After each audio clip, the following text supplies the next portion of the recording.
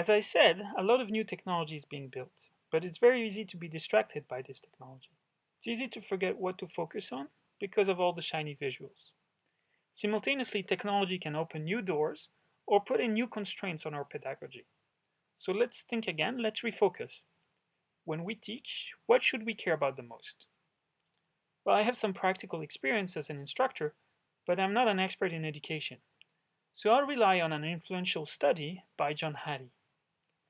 He looked at 800 meta-analyses and synthesized them. He was looking for what influences learning, which circumstances, tools, and techniques had the best effects, or which just had average effects. So let's pick and choose a few of those factors, in no order at the moment.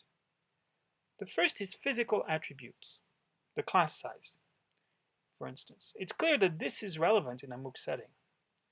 The second factor is computer-assisted instruction. It's also clear that this is crucial in a MOOC. There are other factors that will affect teaching, things that are maybe more intrinsic to the student. Of course, we would like to think that we can teach anyone, but we expect the student's disposition to learn, their intrinsic motivation, to have to be a factor in the outcome. In some way, MOOCs have a self-selected audience for now, so this is mitigated.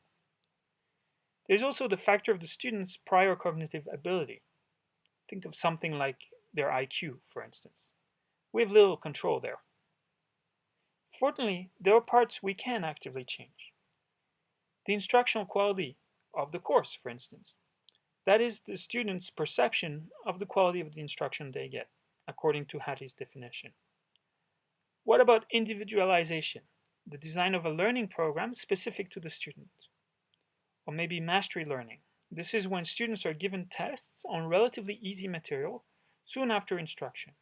And if it seems necessary, they're given more work again. They are retested until they get it. Maybe a teacher could challenge students by outlining goals.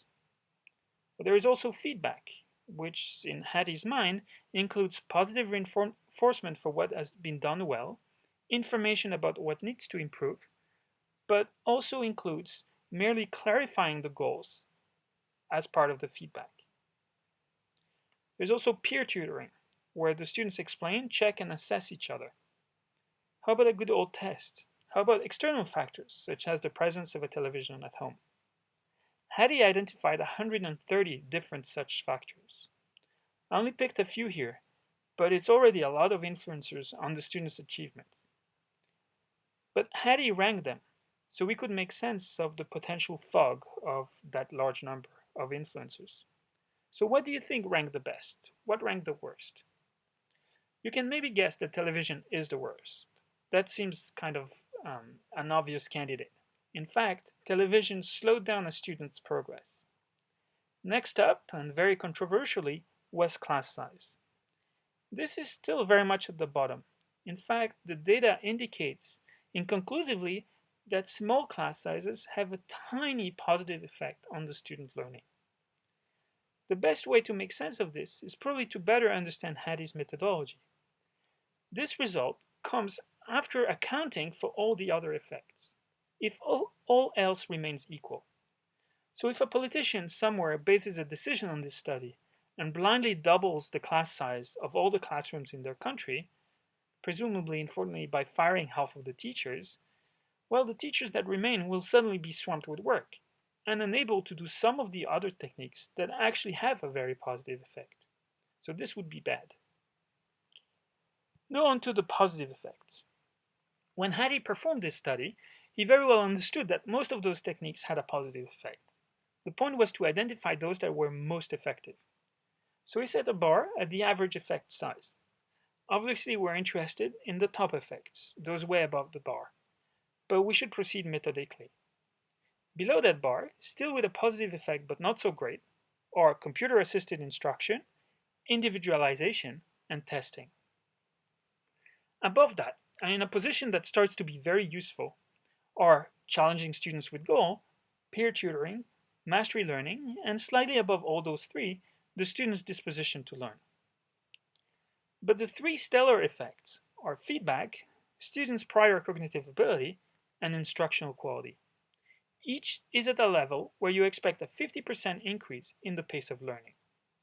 Of course, feedback is a bit of an umbrella term here. It covers peer feedback or mastery learning, for instance. Note also that computer-assisted goes up as the course becomes more interactive and more engaging. And also that smaller effects can be combined to accumulate traction, so nothing should be fully dismissed. So we now have Hattie's final ranking for the effects I've selected. Why am I talking about this? Well, because in MOOCs, some of it is especially relevant.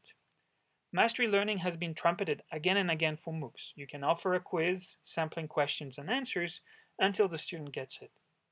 Interaction as well. More and more MOOCs have interactive components that students can use to visually see what they are learning. So this is all a success story for MOOCs, integrating fully those effects in the format if you want. Peer effects are also important and also present in MOOCs, but they're not fully mastered yet. There are some structured peer grading components in MOOCs, but they're still in early stages and can be improved. Also, few people know for sure how to get a forum started, one that encourages students from all backgrounds to engage with their peers. I'm certainly not one of those experts. It's a skill, something that needs to be learned and practiced. Some of those experts, on the other hand, might be lurking in this class. So please help the discussion get started on the forums if you feel you can help. I would love to engage with all of you. Share your opinion, don't be afraid. There's definitely no right or wrong. Even Hattie's study is open to criticism, and especially my retelling of it. This is education, there is no one answer, so I would love to have a discussion on the forums about all that.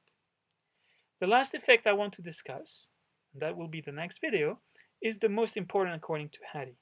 That is feedback.